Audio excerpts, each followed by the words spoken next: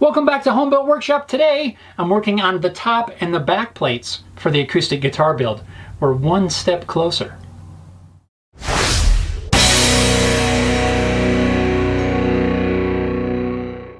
What's up everyone? Welcome to another episode of Home Built Workshop. I hope you're all doing awesome. Today we are back on the acoustic guitar build. Today we're going to be working on getting the top plates as well as the back plates jointed and glued up into one solid plate. Now this step is really not going to be all that difficult, but it is a very important step and really the first step of the process where I'm actually using the materials. I've got to get this started and it kind of is going to kick me off and keep things rolling. As I've mentioned before, this is not a project that's going to be done anytime soon. I'm taking it one piece at a time. I've got to learn the steps, learn the processes. Sometimes I'm going to have to build some jigs and fixtures to get the job done, but it's one bite at a time. Isn't that how you eat an elephant? I think that's what they say. One step at a time is going to get us closer to the end result, and hopefully by the end of this year we're going to have a working playing guitar, and that is so cool. So if you guys want to make sure you're following along on this build, make sure you hit that subscribe button so that you don't miss all these little steps, all these little bites of an elephant. Let's get this done. I'm going to start out with these pieces of spruce that will become the top, the soundboard, the top plate of the guitar. Now there's some lines drawn on here. We're not going to use those. Those are from the manufacturer, I believe. We're going to end up putting our own on here, but we need to establish a straight and square glue joint down the center. The first thing I'm going to do is use my mold, which you've seen me build in an earlier video, and I'm going to place it on the center line, or the rough center line that we already have, and just make sure that there's no knots or any sort of voids. Now these pieces are pretty clear from any of that, but we just want to double check.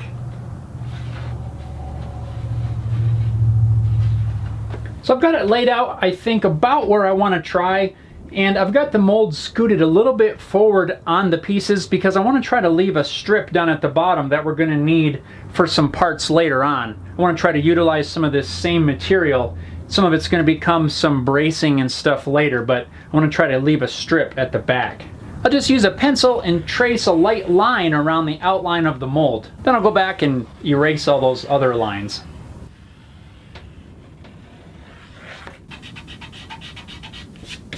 Or maybe not. Remember back in the day when they made pencil erasers that actually erased? Now they just like are made out of, I don't know, plastic, and they get pink crud all over everything. Come on, pencil people! And we'll grab our trusty shooting board that you also saw me make in a previous video. And if you missed that one, there's a link in the video description. First I'll place the pieces into the shooting board, and I'm going to use the edge of my hand plane to make sure they're lined up perfectly. Now we'll just lock it down and make a few really light cuts. I've got the blade backed out so that I can sneak up on it and take the smallest cut possible.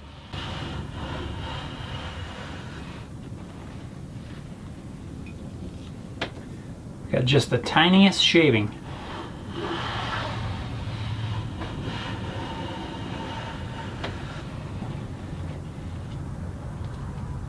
Oh, look at that. Nice and thin, almost translucent. Very cool. With the hand plane cutting like I want it, I'll now make several passes until I get a shaving that's the full length of the boards. After making a few passes, let's check our progress. I'll open it back up. I'm holding the piece up to a window, looking for a light through the crack. I can still see some. I don't know if you guys can see that in there at the very top. There's still a bit of a space there. So I'm going to fold them back up and we'll make a few more passes.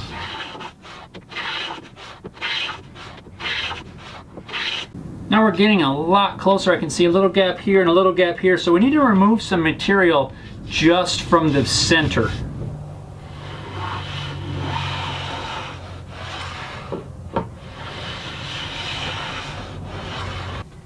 Now let's check our fit again. Now I'm not sure if you guys can see this or not, but when I push this together, that joint just about disappears. There's a tiny sliver at either end that we need to clean up. I'm going to use a sanding beam that's got some 150 on one side and 220 on the other side and just lightly sand that edge. Now, if you don't have a hand plane, or maybe you're not yet comfortable using a hand plane for this kind of operation, you can totally do all of the work using a sanding beam. You don't necessarily have to use a hand plane. One popular alternative that you can pick up pretty much anywhere is a good quality carpenter's level. It's going to have a nice flat edge on there. You just put some sticky back sandpaper on the side and use that to sand your pieces nice and square. This is a beam that I made from an aluminum extrusion quite a while back. It's nice and flat and it's going to work great.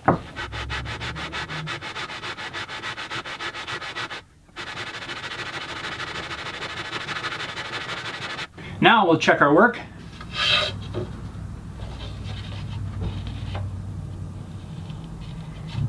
That looks awesome.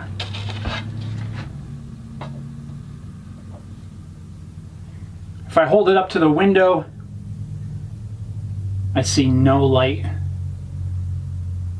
coming through. This is going to be cool. I think we're now ready to glue this up. Now, having done this operation several times to glue up figured tops for an electric solid body guitar, my first thought would be to just grab some clamps, add some glue, clamp it up, make sure it stays nice and flat, and call it good. Now, I suppose you could do that here and probably get away with it if you were very careful, but these pieces are much thinner, so I want to try a different method.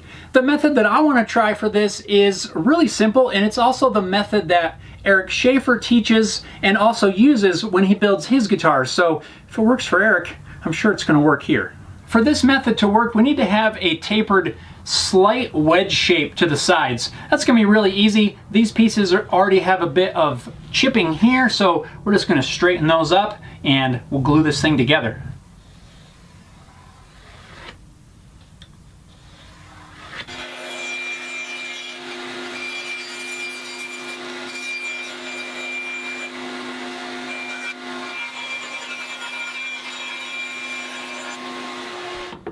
After cutting the taper at the bandsaw, I'll use the hand plane to mostly straighten up this edge. I'm not trying to get this glue joint perfect, but I do want it straight and square.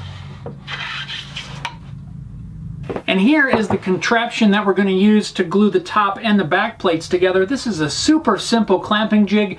It's just a piece of 3/4 inch plywood.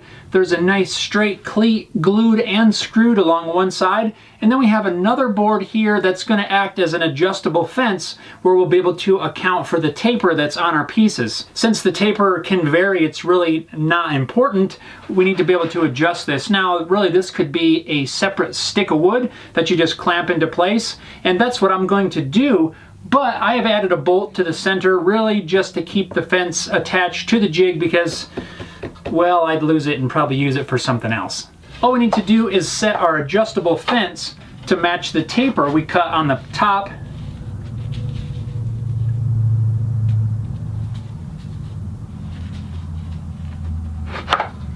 Just slide that over. The ends of the adjustable fence just get clamped in place. I may adapt this at some point to using some sort of T-nuts and a slot, but for now the clamps will work just fine.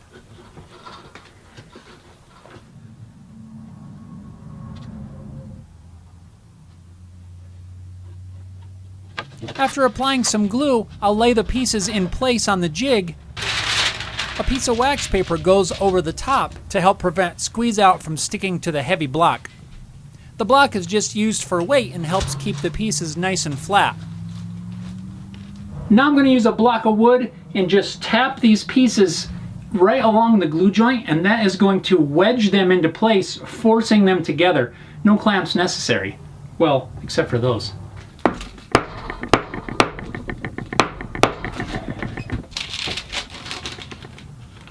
We've got some squeeze out, little squeeze out there. I think we'll let this dry. Once the glue's dry, we can unclamp our side fence. We don't want to pull the weight off first because we're going to risk the piece buckling up and possibly breaking. So we'll unclamp the side fence first.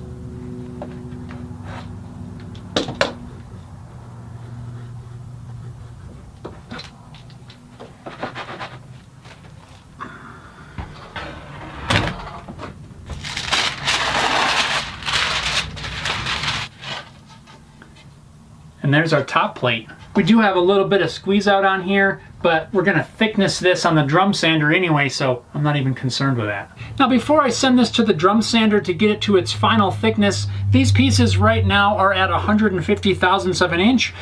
Before I reduce that anymore, I want to mark out for a couple of strips to slice off the bottom. We want to have some cross grain strips that'll become the back reinforcing strips to reinforce the seam, basically this seam right here, but on the back. And it has to be cross grain so that it kind of stitches everything together. We're going to have the grain going up and down on the back plates, and then we'll use these cross grain pieces to help reinforce that joint. I'm going to lay out some cut lines along the bottom. We'll make those cuts, and then I'll trim well outside the line, but remove a lot of this excess material before final thicknessing at the drum sander.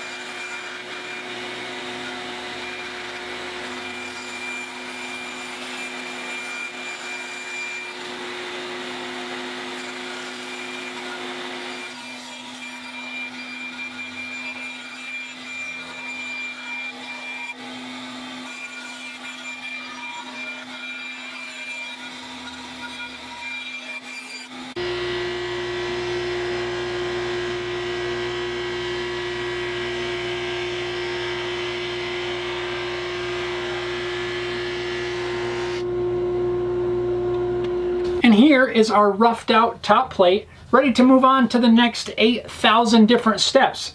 Now I'm still learning about the tap tuning.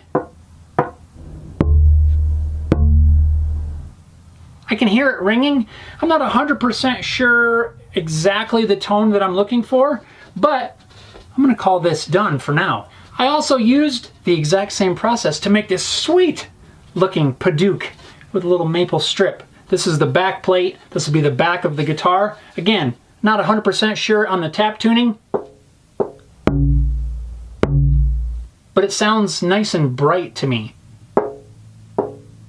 I know for a fact that I have a lot to learn when it comes to exactly what I'm listening for when tap tuning, but I'm trying to pay close attention every time I make a change to try to hear the difference in the sound so that I can begin to build the ear for tap tuning, because, well, this is one application where I do believe tapping on the wood does make a difference.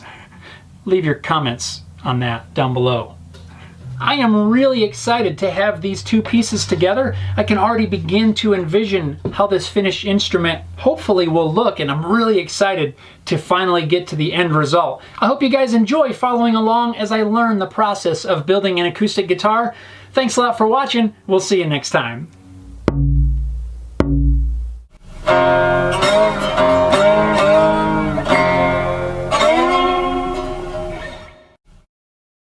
Man, that looks cool. I love Padouk. I think that's my new favorite wood. Can we just play it now?